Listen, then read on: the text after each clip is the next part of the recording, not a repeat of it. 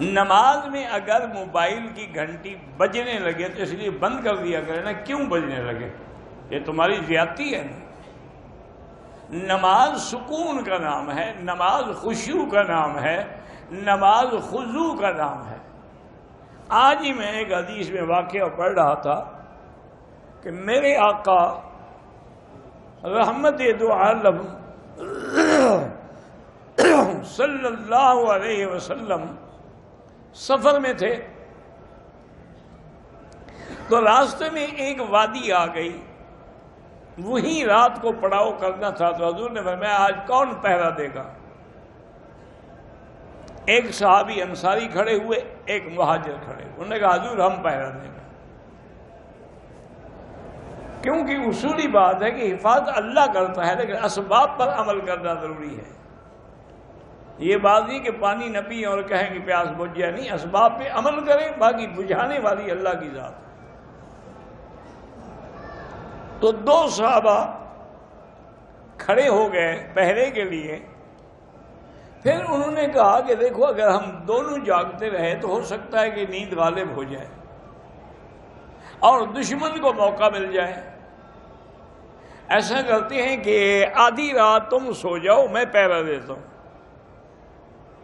پھر آدھی رات کے بعد اٹھ کے تم پہرا دینا، میں سو جاؤں گا، تو اس طرح نیند بھی پوری ہو جائے گی اور پہرا بھی صحیح معنی میں ہوگا۔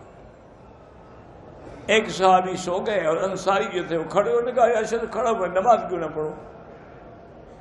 نماز پڑھنی شروع کی، دشمن انتظار میں تھا، اس نے دیکھا ایک بندہ کھڑا ہے، اس نے تیر مارا، حضرت کو تیر لگا، نماز نہیں چھوڑی۔ دوسرا تیر اس بدبخت نے مارا، پھر بھی نماز نہیں چھوڑی۔ تیسرا تیر جب اس نے مارا تو پھر جلدی سے آپ بیٹھ گئے، سلام پھیرا رکعت سے، ساتھی کو کہا کہ مجھے تیر لگے، اٹھو بیدار ہو جاؤ، دشمن ہے۔ اب جب دوسرا صحابی کھڑا ہوا، دشمن نے سوچا کہ یہ تو دو آدمی ہیں، میں غلط سمجھا ہوں کہ ایک ہے، وہ بھاگ گیا۔ اس نے دیکھا وہ تو خون و خون تھے، 3 تیر لگ چکے تھے۔ انہوں نے کہا اللہ کے بندے یہ پہلا تیر لگا تھا، مجھے اس وقت نماز چھوڑ دے۔ انہوں نے کہا میں قرآن کی سورت پڑھ رہا تھا، میرا دل کرتا تھا یا سورت پوری ہو یا پھر میں مر جاؤں، اس لیے میں نے نماز نہیں توڑی۔ تم موبائل کی گھنٹیاں لے کے آ جاتے ہو حرم میں اور پھر سمجھتے بھی ہو کہ ہم عمرہ کر کے آئے ہیں، ہم طواف کر کے، کوئی فائدہ نہیں ان کا اگر ادب نہیں ہے۔ اگر اللہ کے گھر کا ادب نہ ہو، بے ادب محروم شدت فضل رب۔ بے ادب لوگ جو ہیں وہ اپنے اللہ کی نعمتوں سے، اللہ کے دیے علم سے ہمیشہ محروم رہتے ہیں۔ ہمیشہ یاد رکھیں کہ جب بھی حرم میں داخل ہوں، موبائل کو فوراً سائلنٹ پہ کر دیں، تاکہ اگر کوئی کال آئے گی بعد میں دیکھ لینا۔